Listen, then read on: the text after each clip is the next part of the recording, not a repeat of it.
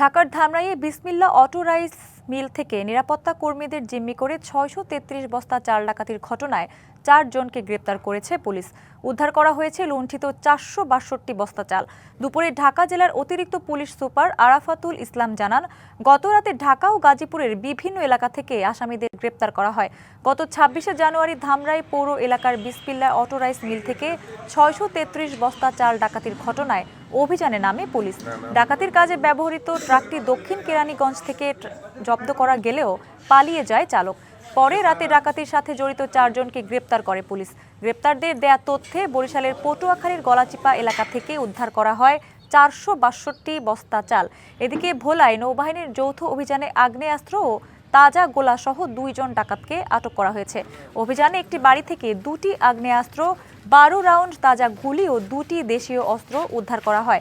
সকালে ভোলা সদর উপজেলার বালিয়াকান্দিতে অভিযান চালিয়ে তাদের আটক করা হয়।